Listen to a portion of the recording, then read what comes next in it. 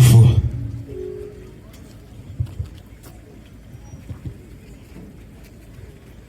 Maandiko matakatifu, kama kuna msomaji anaweza akanisomea. Yes.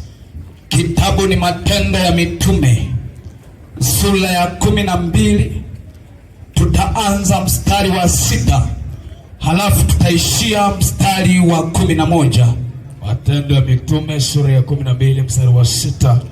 Biblia inasema, ndio, hata wakati Herode alipotaka kumtoa, usiku ule ule Petro alikuwa analala katikati ya askari wawili. Ndio, amefungwa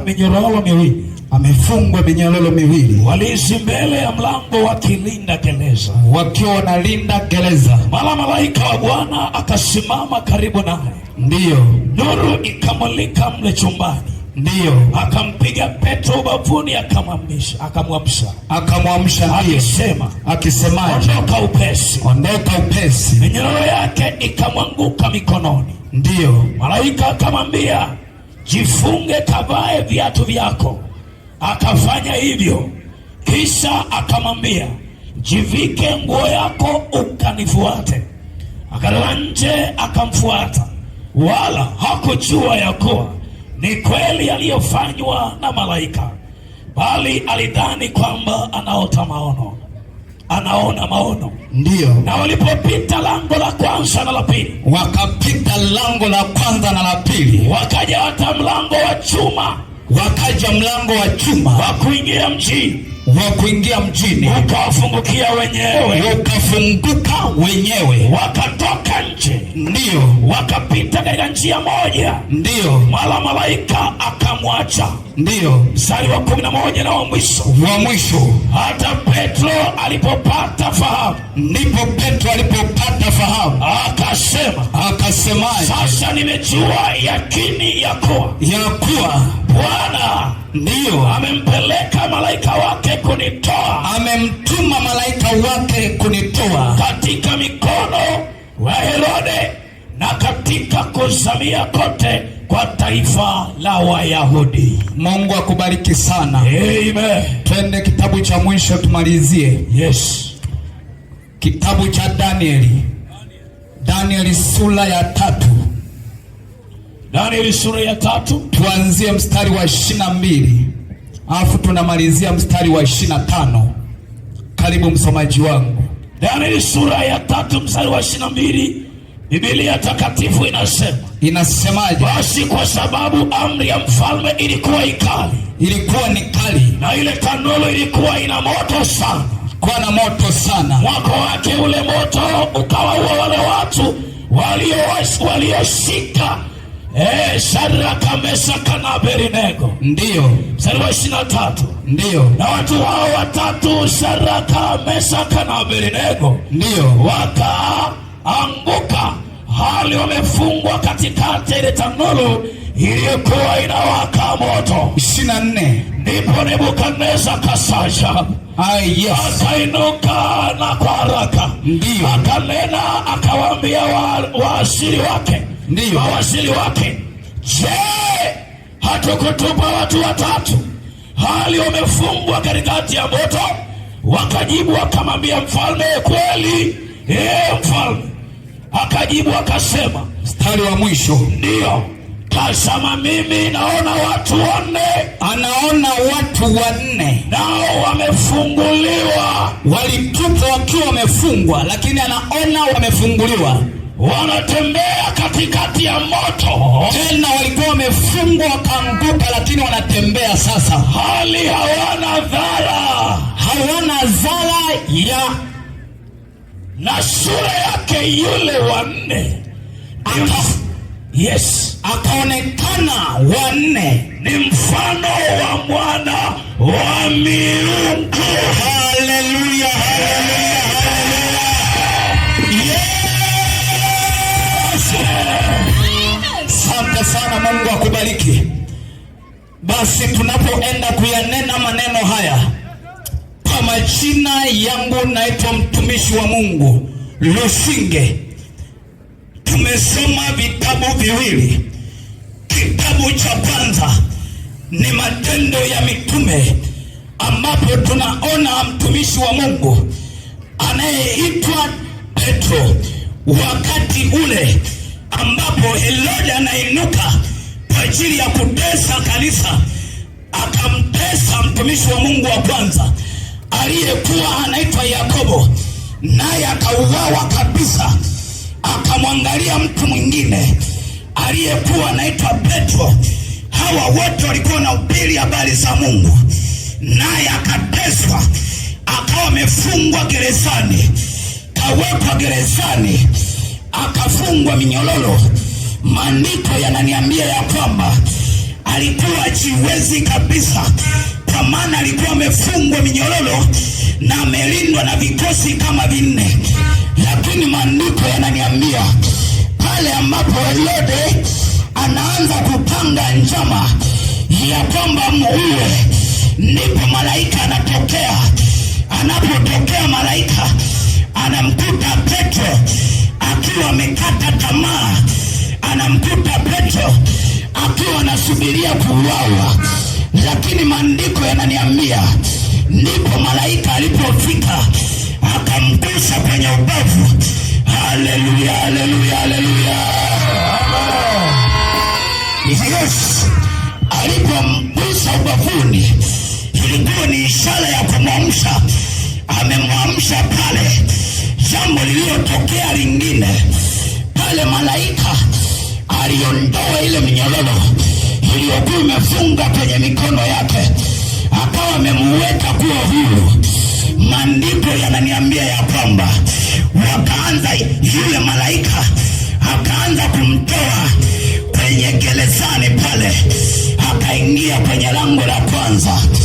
Ule mlango wa kwanza ukafunguka, akaingia kwenye mlango mwingine ambao ulikuwa ni wa pili, ule nao ukafunguka. Maandiko yananiambia ya kwamba akaja kwenye mlango wa chuma, ambao ule mlango wa chuma ulikuwa ni mlango wa mwisho. Aliposogea pale malaika, Petro akiwa yuko nyuma, halafu malaika akiwa yuko mbele, ghafla ule mlango ukafunguka wenyewe. Nataka nikwambie ya kwamba sisi tuliomchagua Yesu tunalindwa na malaika. Yako mambo ambayo yanatokea, lakini yanaachilia yenyewe. Haleluya, haleluya. Ndio nataka nikwambie ya kwamba wakati ule ambapo Petro akiwa amekata tamaa, lakini malaika akatokea, nataka nikwambie ya kwamba wakati ambapo mtumishi wa Mungu hata haoni njia mbele, lakini Bwana anaagiza malaika zake, anaagiza malaika zake. Wale malaika wanatutangulia. Ndio maana jioni ya leo ninamnena Yesu Kristo aliye hai, atakaye mbele yako. Wakati mwingine hauoni majibu yako, ninataka nikwambie ya kwamba yako kwa Yesu Kristo aliye hai, yako kwa Yesu Kristo aliye hai.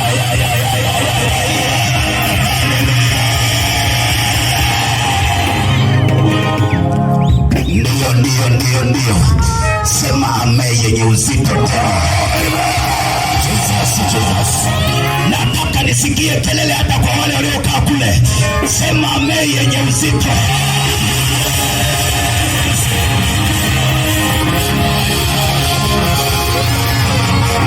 Jesus. Na nataka nikwambie ya kwamba hii ndio raha ya kumchagua Yesu. Hatujapoteza wakati kumkimbilia Yesu. Yale tuko vizuri kwenye akili, kwa maana tunaangalia fursa. Kwa Yesu wetu sisi anaachilia fursa. Ndio maana fursa ya ulinzi. Wakati Petro amekata tamaa, anashangaa na iona fursa. Hii ni fursa ya kupaa kwa Yesu. Chague Yesu jioni ya leo. Chague Yesu jioni ya leo. Chague Yesu jioni ya leo. Jesus. Nikitazama maandiko tena, nikija kwenye kitabu cha Danieli, ile tumesoma sura ya 3, tukaanza ule mstari wa 12. yananiambia ya kwamba maandiko, wakati ule ambapo yule mfalme aliyekuwa anaitwa Nebukadneza akainua sanamu yake, ameinua ile sanamu yake ili iabudiwe kwa wale watu waliokuwa wote wa ufalme ule. Lakini maandiko yananiambia ikatokea mashujaa watatu ambao walikataa kabisa kuabudu ile sanamu. Ninataka nikwambie ya kwamba Yesu tunayemwabudu tunamwelewa. Yesu tunayemwabudu tunamwelewa. Mungu tunayemwabudu tunamwelewa. Ndio maana hata mahali hapa tunapiga kelele ya kwamba njoo kwa Yesu. Unajua wakati mwingine unachelewa, lakini nakualika kwa Yesu. Huu ni mwaliko wa kuja kwa Yesu. Njoo kwa Yesu. Zinda. Haleluya. Jesus wakati ule akaweka sanamu yake, akaamrisha ya kwamba watu wote waiabudu ile sanamu. Lakini maandiko yananiambia wale vijana wakakataa, wakasema sisi tunaye Mungu tunayemwelewa kabisa. Ni kama sisi ambavyo tumekuja hapa Kibaigwa kuzinena habari za Mungu. Maana yake tunamwelewa huyu Mungu ambaye tunamnena, analeta majibu kwa watu hata kama wamekata tamaa. Majibu mwanaume anaachilia ni Yesu Kristo, mwana wa Mungu aliye hai, ndiye tunamnena. Haleluya. Nataka nikwambie ya kwamba wakati ule wale vijana wakapiga ile filimbi, wale watu wakaipiga filimbi yao, wakapiga vinumbi, wakapiga kila masmaria yaliyoonekana ni astarehe, ya kwamba wakisikia ya kwamba wale watu wote washuke, kuonyesha ya kwamba wanasalenda, yani wanasalenda kwa shetani.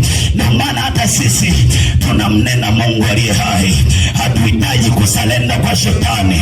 Tunamjua Mungu tunayemhubiri analeta amani.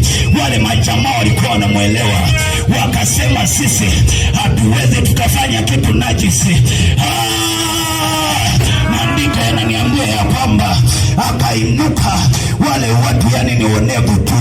Ndio maana nataka nikwambie jioni ya leo, unataka nikwambie jioni ya leo, amen. Hebu mshangilie Yesu kama unataka nikwambie.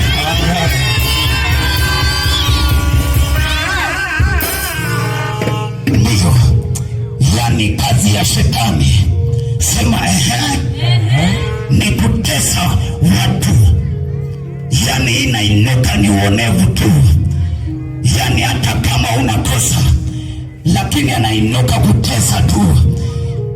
Na huyu shetani hachagui mtu mwenye pesa, hachagui mtu maskini, yani yeye anainuka ni mateso tu. Haleluya.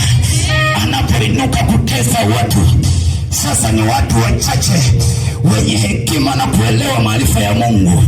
Lazima solution yake ni kukimbilia kwa Yesu tu.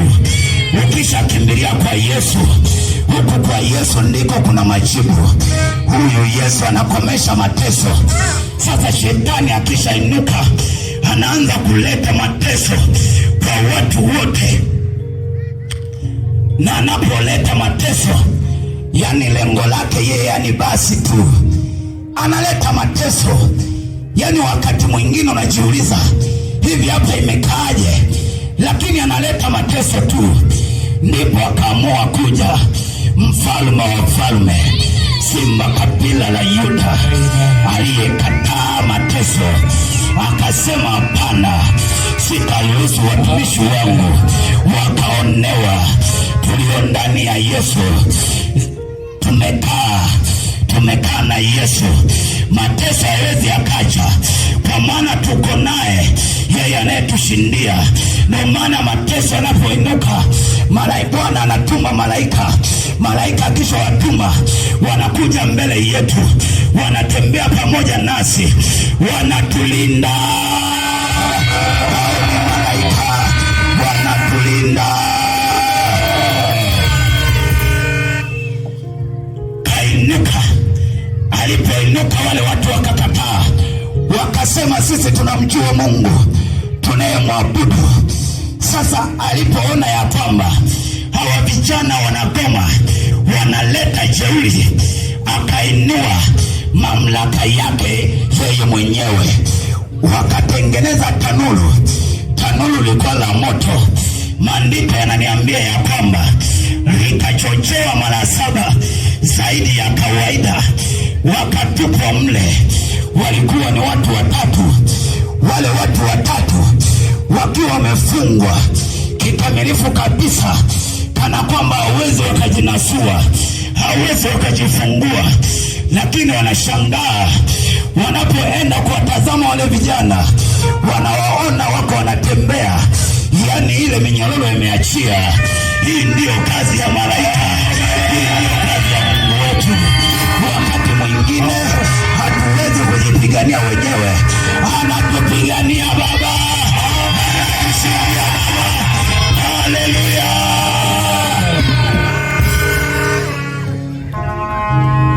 Anawatazama, anawaona wale watu tayari wako wamefunguliwa, wanafanya mambo yao, yani wako wanatembea namna hii, wanapiga maombi. Ni kama watumishi wa Mungu ambao walikuwa wanaimba mahali hapa, wengine wanacheza mahali hapa, yani kazi yao wanamsifu tu Mungu. Haleluya, haleluya, haleluya. Jesus. Yani ukikaa kwa Yesu ni raha. Wale vijana wakakaa mle ndani, yani ni tanuru ya moto. Na tena maandiko yananiambia ya kwamba ilikuwa inawaka na ina makali. Kwa nini? Kwa sababu iliwalamba hata wale watu ambao walikuwa wanawatupia kwenye tanuru, ikawalamba na wao wakauawa. Lakini cha kushangaza, wanashangaa wanaona wale watu 3 wako wanaelea mle wakiwa ni wazima kabisa. Hii ni neema ya Bwana, hii ni neema ya Mungu. Haleluya! Na tena cha kushangaza, wakiangalia walitupa watu 3, lakini awamu hii sasa wanashangaa, wanaona wako watu 4. Na tena cha ajabu zaidi, wakiangalia yule mtu 4 wanamuona ni mfano wa miungu. Haleluya! Ninataka nikwambie, mfano wa miungu ni malaika wenyewe ambao tayari Bwana amewachilia. Akasema hapana, wanangu hamtateseka, wanangu hamtateseka, kwa maana mnanijua, hamtateseka. Kimbilia kwa Yesu, kimbilia kwa Yesu, kimaigwa kwa Yesu. Hii ni raha ya kukaa kwa Yesu. Nataka nikwambie ya kwamba ukiwa uko nje ya Yesu, kama Yesu hajampokea afanyike kuwa Bwana na Mwokozi juu ya maisha yako mateso ambayo utateseka sana, na haya mateso ambayo unateseka, huu ni uonevu tu. Ukiyapima unayangalia, unaona ni uonevu tu. Mwenye uwezo wa kuyakomesha hayo maonezi ni mfalme wa Yesu ambaye ninamnena mahali hapa, yule mfalme wa wafalme ambaye tunamwita ni Simba kabila la Yuda, aliyegeuza mamlaka yote, hata kuzimu ikamkataa. Wamemweka ndani ya kaburi, lakini wanashangaa siku ya 3 mwanaume anaikataa ile kaburi. Ndiye yeye mwenye uwezo wa kukomesha na mateso. Haleluya! Anakomesha mateso, anakomesha mateso. Amen. Na huyu Yesu ndiye mwenye mamlaka pekee, hayuko mwingine. Wakati mwingine unaweza ukachagua njia nyingi, unaweza ukakimbilia kwa waganga, lakini waganga hawezi wakakusaidia. Kwa nini? Kwa sababu tunaye mfalme mmoja tu mwenye kuleta majibu, mwenye kuleta njia, mwenye kuleta solution mahali ambapo hapapitiki. Mwanaume anaachilia, unaona njia. Mahali ambapo unaona geti, mwanaume anaachilia njia, inapitika. Watajiuliza ya kwamba umevukaje? Kumbe Bwana ametuma malaika. Watajiuliza ya kwamba huyu kapataje mtoto? Kumbe unalindwa na malaika. Watajiuliza ya kwamba huyu alikuwa ni maskini sana, amewezaje kuvuka? Bwana ameagiza malaika. Watajiuliza ya kwamba mbona huyu tulimloga ili asifaulu, lakini amefaulu, amefika chuo, imekuwaje kuwaje? Bwana ameachilia malaika wanaotengeneza njia, wanaotengeneza njia. Wako malaika. Njoo kwa Yesu, njoo kwa Yesu. Na kukaribisha jioni ya leo. Yamkini umekata tamaa, umeenda kila mahali, ukaona hujapata majibu, lakini nataka nikuhakikishie ya kwamba ukimchagua Yesu, anasema mimi ndimi njia ya kweli na uzima. Yeye atakuwa ni njia, atakuwa ni majibu juu ya maisha yako. Unachelewa nini? Kimbilia kwa Yesu. Jioni ya leo yako majibu yako mahali hapa. Mateso yanakomeshwa mahali hapa. Wachawi lazima wakuachie. Waganga wanaokuloga lazima waone moto. Kwa nini? Kwa sababu wamekuja watumishi wa Mungu waliopakwa mafuta. Lazima viachie kwa jina la Yesu aliye hai. Lazima viachie kwa jina la Yesu aliye hai. Haleluya! Haleluya! Na tunapozinena hizi habari, tumejikamilisha na Yesu wetu. Tumejikamilisha vikali. Nataka nikwambie ya kwamba wakati mwingine unaweza ukawekwa kwenye mfumo wa madhabahu, yani madhabahu ya ukoo, ikabaki na kula tu maisha yako. Kwa nini? Kwa sababu hujaamua kukimbilia kwa Yesu mwenye uwezo wa kukomesha yote, mwenye uwezo wa kutengeneza njia.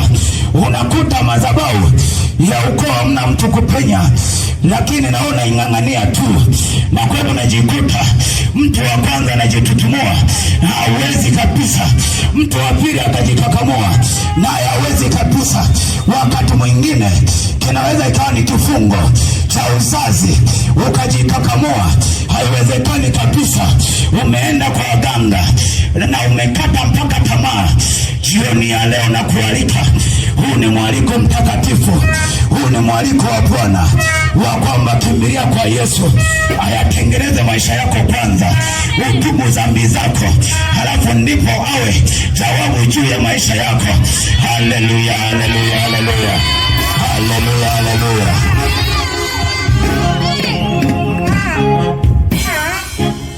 Hizi habari nazo zinena ziliwahi tokea nyumbani. Nyumbani kukawa na madhabahu, hakuna mtu kuvuka kielimu.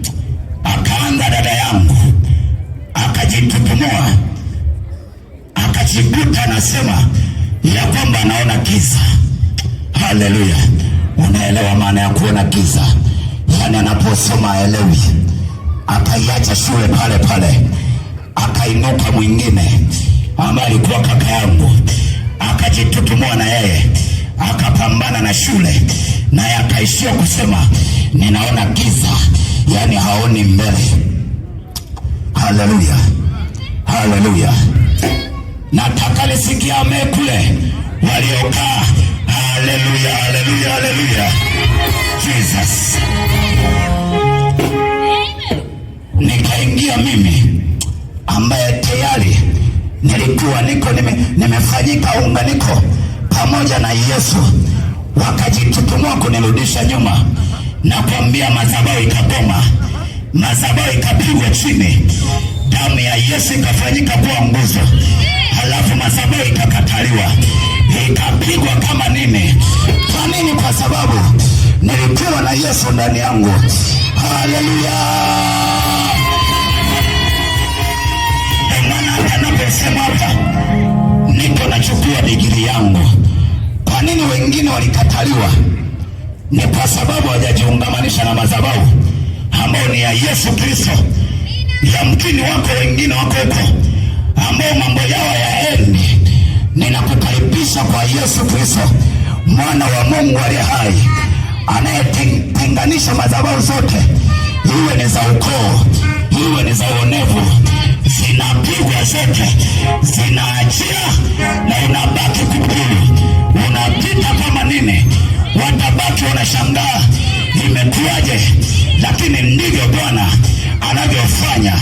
Anaenda kinyume na mamlaka zote, madhabahu zote, iwe za ukoo, zinapigwa chini kwa jina la Yesu. Anabaki wanaenda kuelea, anabaki nao kutembea. Haleluya, Jesus. Madhabahu ya ukoo ikakataliwa. Mwanaume nikasimama, nikapambana na masomo, nikaendelea mpaka leo naenda kumaliza degree. Ni kwa nini? Kwa sababu madhabahu haina mamlaka kwenye maisha yangu, kwa maana nimemchagua Yesu aliye zaidi ya hizo madhabahu. Nimemchagua mfalme aliye zaidi ya hayo mambo yote. Kimbilia kwa Yesu, mtu wake baigwa. Kimbilia kwa Yesu. Jesus. Nataka nikwambie, pale madhabahu imenikataa ya nyumbani, ikasema ya kwamba wewe hatukuwezi, wewe ni mtu mwingine, wewe hauwezekani kabisa. Wanapoangalia wanamuona Yesu. Haleluya, haleluya, haleluya. Ukikaa kwa Yesu Bwana, unaona la maishani mwako. Haleluya. Sasa nikwambie jambo moja, wengine wakainuka. Ndio maana nasema ya kwamba shetani kazi yake ni kuleta mateso juu ya watu wote, lakini kwa wale ambao wanamchagua Yesu, wanaiona njia. Hata kama atainuka vipi, anapigwa kweli kweli katika jina la Yesu aliye hai.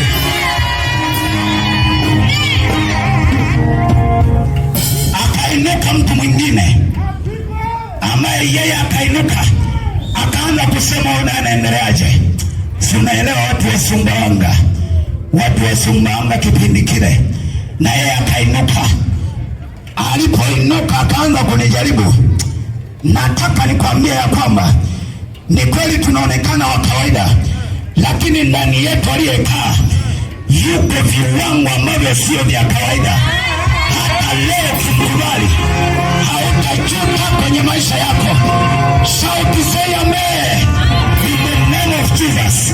Hallelujah. Mwanangu, tunaonekana tumejikondea, lakini nataka nikwambie, hata tunapomhubiri Yesu mahali hapa, tumejikamilisha na tunamwelewa Yesu wetu alikotutoa ni wapi, na hata akiingia kwako anabadilisha maisha yako moja kwa moja. Akainuka, akaleta vita, akaleta uganga na uchawi. Unataka nikwambie nini kilimtokea? Unataka nikwambie? Hebu sema amen yenye uzito. Nataka nikwambie, alipoinuka alikutana na kipondo ambacho hakijawahi tokea. Mpaka sasa hivi najiuliza, sijui uko wapi. Yale maisha yake nakuwa namwona naye, yani ameshabadilika kabisa. Kwa nini? Kwa sababu alijaribu kucheza na mtumishi wa Mungu. Tumepakwa mafuta na Bwana, na Bwana anatutambua. Tutatembea na Bwana. Watakaoinuka kwa ajili ya kuleta vita watapigana na Bwana, na wakishapigana na Bwana watatandikwa kweli kweli katika jina la Yesu aliye hai.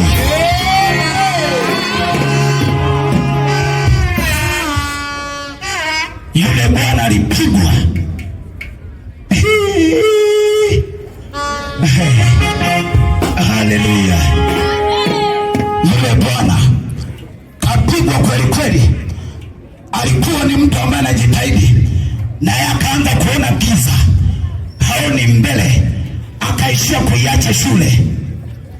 Kwa nini? Alicheza na mtu wa Mungu na kukaribisha kwenye ufalme wa Mungu utakao kuletea ulinzi. Ukiokoka ukakubali kumpokea huyu Yesu, atatembea na wewe kwenye maisha yako. Hayo majuto unayoona, hivyo vifungo unavyoviona havitaonekana. Kwa nini? Kwa sababu unaye mfalme wa wafalme. Unataka nikwambie, wengine wakainuka wakaanza kusema ya kwamba wewe ni mchawi, wewe ni mchawi, haiwezekani unatembea namna hii, mbona watu kuoni ukishuka, wewe ni mchawi. Na mimi ninasema ni ndio, mimi ni mchawi. Kwa nini mimi ni mchawi? Kwa sababu ukiwa na Yesu, yeye ndiye mchawi mkuu. Hakuna mchawi mwingine kama Yesu. Haleluya, haleluya. Ndio maana wakiingia, wakija kwa nyungu zao, wakitazama mahali ulipo, wanaona moto. Ule moto umetokea wapi? Kwa sababu ni mfalme wa wafalme anayegeuza mamlaka inaonekana isivyo ya kawaida. Wale wanafanya mambo madogo, yuko mfalme wa wafalme anayefanya mambo makubwa. Kimbilia kwake jioni ya leo, nipate neema kwenye maisha yako. Jesus, power in Lord Jesus, power in Lord Jesus. Wakasema wewe ni mchawi. Ni ndio. Wakati mwingine nikaanza kujiuliza, hivi kweli mimi ni mchawi? Wala sijawahi tumia chochote lakini nikagundua huyu Yesu naye mnena, hao wachawi wengine wote kwa huyo nikomesha. Ndio maana hawezi wakainuka hata kupigana na sisi, kwa wale ambao tumekamilika kwa Bwana. Kwa nini? Kwa sababu huyu ni Bwana wetu anayetushindia, anayetuma malaika. Ulikuwa na minyororo imekufunga, ulikuwa na vifungo vimekufunga, vinaachia. Kwa nini vinaachia? Yuko mwenye mamlaka ya kuvitenganisha vyote. Hayo mateso yako, yuko mwenye mamlaka ya kuyatenganisha yote. Lakini umkubali kwanza afanyike kuwa Bwana na Mwokozi juu ya maisha yako. Kwa nini nasema hivi? Kwa sababu akishakaa anaweka mamlaka nyingine ndani yako, ambayo ile mamlaka nyingine ya giza haiwezi ikaona. Ndio maana wakati mwingine wanasema tunaona moto. Kwa nini wanaona moto? Kwa sababu kuna nguvu imekaa isiyo ya kawaida. Huyu ndiye Yesu Mnazareti. Hata jioni ya leo, kwa wale ambao wanamhitaji, anapatikana mahali hapa. Kimbilia kwake, afanyike kuwa njia, afanyike kuwa majibu, katika jina la Yesu aliye hai, katika jina la Yesu aliye hai, katika jina la Yesu aliye hai.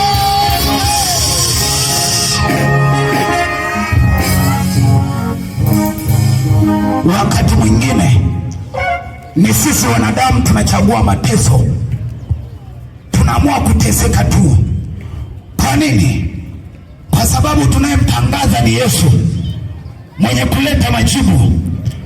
Wakati mwingine wengine wanatangaza maji ya upako, wengine wanatangaza leso za upako, lakini nataka nikwambie jioni ya leo, hayo yote yanapatikana kwa kusema kwa jina la Yesu Kristo aliye hai. Yote yanafanyika kwa uweza wa Roho Mtakatifu anayekaa ndani, halafu anatoa majibu katika jina la Yesu aliye hai. Huyu ndiye Yesu tunayemnena. Hautajuta kwenye maisha yako, hatengenezi majuto, lakini anatengeneza raha. Unajiona una raha kukaa kwa Yesu na hautakubali kukaa na mateso. Maana yake wakati mwingine ukikubali kukaa na mateso, umeamua mwenyewe. Hapa ndipo mwingine yuko anafikiria, anaanza kusema, mbona nimeenda sana, nimeombewa na watumishi wa Mungu wengi. Nataka nikwambie, hapo ulipo, anza kutengeneza imani ya kwamba Bwana, leo nataka uniguse, leo nataka uniponye. Anza kusema tu hivyo ndani ya moyo wako kwamba Bwana, nataka leo nipone. Maana mambo haya yanafanyika kwa imani, na kuambia majibu yako mahali hapa. Haleluya, haleluya, haleluya. Wakati mwingine utaelewa, ulikuwa ni mlevi, unaona ulevi unakata. Kwa nini umekata? Kwa sababu umemkaribisha mwenye mamlaka ya kutenganisha na hiyo kiu ya ulevi. Umemkaribisha mwenye mamlaka ya kutenganisha na hiyo kiu ya sigara. Ni Yesu Kristo peke yake. Wako wengi ambao wameokolewa na yeye, kwa sababu yeye ndiye mwokozi pekee. Hatuna mwokozi mwingine, lakini ni Yesu Kristo peke yake. Nikamalizie,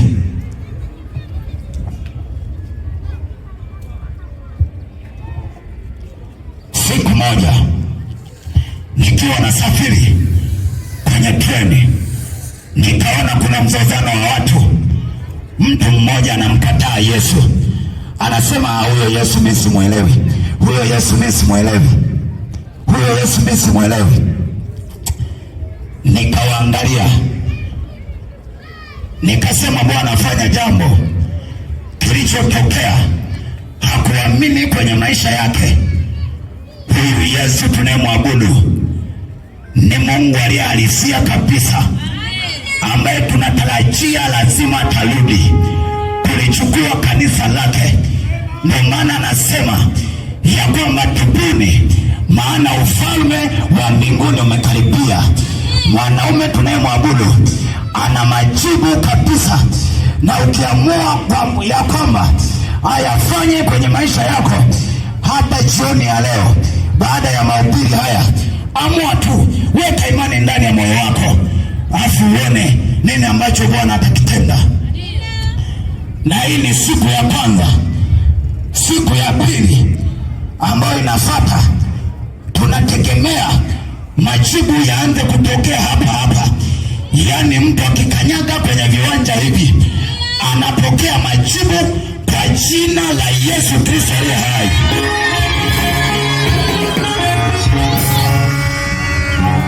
Hii ni siku ya kwanza. Siku zinazofuata yako majibu yatatokea mahali hapa, na watu watatoa shuhuda mahali hapa. Kwa nini? Kwa sababu anapokaa Roho Mtakatifu lazima kizaliwe kitu. Anapokaa Roho Mtakatifu lazima kitu kipya kifanyike katika jina la Yesu aliye hai. Kwa nini? Kwa sababu watumishi wa Mungu ambao Roho Mtakatifu tuko naye, tumekanyaga kwenye viwanja hivi. Yesu Kristo aliyetutuma atayafanya hayo katika jina la Yesu Kristo aliye hai. Atayafanya hayo yote kwa jina la Yesu Kristo aliye hai. Na kuna wengine walio wagumu wa mioyo kuamini,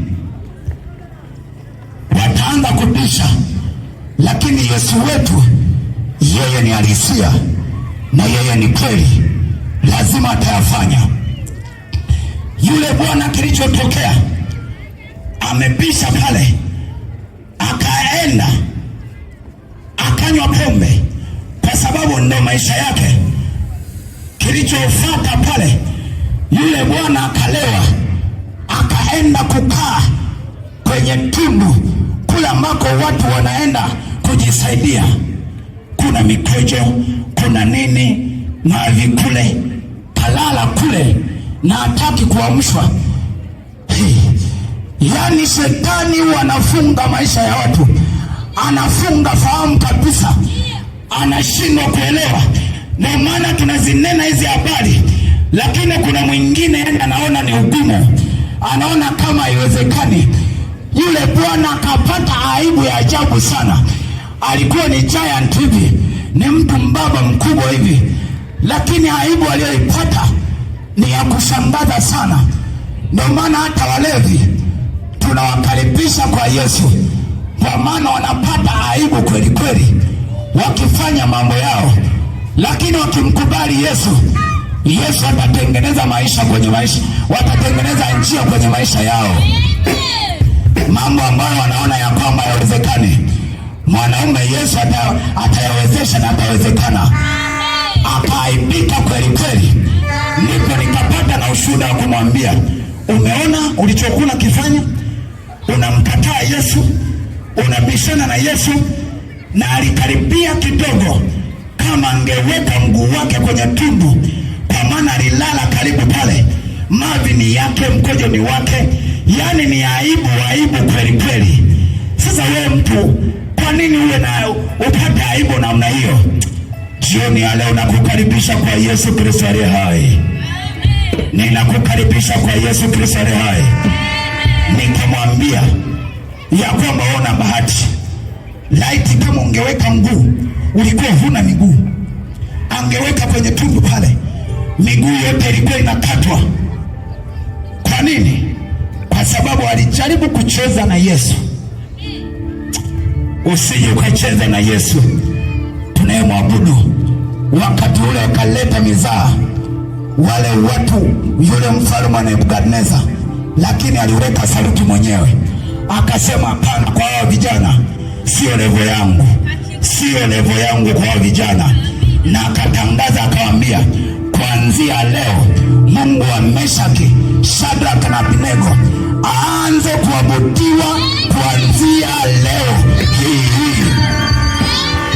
Kwa nini? Alionekana kuwa na majibu, alionekana kutengeneza njia, alionekana kwa uzilisho wake wa pekee ambao hata ile sanamu isingeleta majibu. Kimbilia kwa Yesu jioni ya leo, nafasi bado iko wazi. Ni wewe mwenyewe kuamua ya kwamba sasa haya maisha nimeyachoka, na kama nimeyachoka, acha nimpe Yesu maisha yangu, aanze kutembea pamoja na mimi. Na ukishafanya hivyo, hautajuta kwenye maisha yangu, kwenye maisha yako. Ninawakaribisha wote walioko njiani kule, walioko kule, tuanze kusogea polepole mahali hapa, huku praise wakiwa wanakaribia mahali hapa. Naomba tusimame wote kwa pamoja.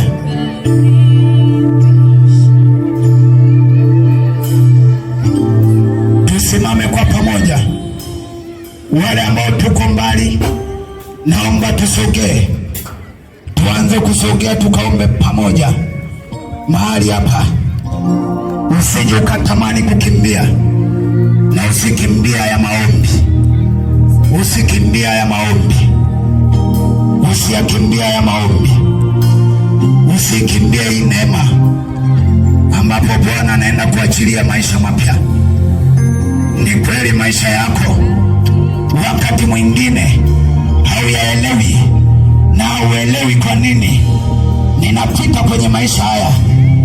Unakata tamaa, unasema mbona mambo yamekuwa hivi, unakata tamaa ya maisha. Kuna mwingine anakata tamaa hata ya wokovu. Nakumbuka alikuwepo mtu mmoja, alikuwepo kwenye wokovu, lakini miguu yake ilikuwa ni nje ndani, yani yuko kwa Mungu, yuko na kwa shetani. Hilo Mungu alihesabu kabisa. Mungu anachohesabu ni mtu mmoja mkiri ndani ya maisha yake, aanze maisha mapya yenye kuongozwa pamoja na yeye, na sio anafikiria anaweka mguu nje, yani shetani anamtumikia shetani, halafu na kwa Yesu yupo. Na yule mtu alikuwepo, alikutana na moto usio wa kawaida. Hao watu ambao wanakaa mguu ndani mguu nje, nataka niwaambie hata jioni ya leo ya kwamba ufalme wa mbingu hawatambui. Njoo mahali hapa kwenye kimbilio la raha. Kukimbilia kwa Yesu ni raha, sio kuchuta. Yaani unapokuja huku ni raha. Hebu jisikie raha kuja kwa Yesu, jisikie amani kabisa, kwa maana ndipo pumziko lipo. Ni kweli ulikuwa umeteseka kwa muda mrefu sana. Nikakutana na mtu mmoja akaanza kuniambia ya kwamba ameenda kwa mtumishi wa Mungu mkubwa sana. Kwa wale ambao wanatumia mafuta, wanatumia leso, majibu hajapatikana. Yule mtu nikamwambia njoo kwa Yesu, acha kukimbilia huko. Ndio maana mimi mwenyewe nakwambia, unaweza ukaona ya kwamba mbona watumishi ni wa kawaida, mbona haka kijana ni kawaida, lakini nataka nikwambie mimi ni wa kawaida ndio, lakini tuliye naye sio wa kawaida. Yeye ndiye anayeleta majibu na sio mimi. Tengeneza ndani ya moyo wako, angalia maisha yako. Njoo unasema kabisa, Yesu nataka nikuone jioni ya leo. Ukishafanya hivyo, majibu yanapatikana mahali hapa, katika jina la Yesu Kristo, mwana wa Mungu aliye hai. Analeta majibu. Praise, tuimbe, leta wimbo wa kuabudu huku watu tukiwa tunasogea, tusogee mbele mahali hapa. Naomba watumishi wa Mungu, toka kule, toka hapo katikati, toka huku, toka pande zote, tusogee mahali hapa. Sogea mtumishi wa Mungu, sogea mtumishi wa Mungu. Tamani jawabu la maisha yako, tamani jawabu la maisha yako, na ninavyokuambia mahali hapa, jibu lako liko mahali hapa. Umeteseka kwa mengi, lakini leo utashangaa kuona unapona kiwepesi sana. Utashangaa kuona Bwana anakutana na wewe kiwepesi sana.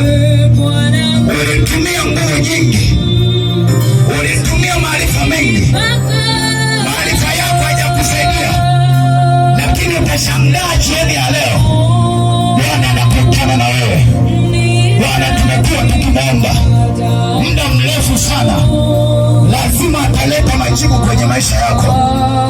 Tumekuwa tukimwita Bwana, tumekuwa tukimwambia Bwana ya kwamba Bwana Mungu uliyetuita, uangalie Kibaigwa wako, watoto wako. Sasa ibada isikupite, naomba usogee mahali hapa, sogea mbele mtumishi wa Mungu, sogea mbele.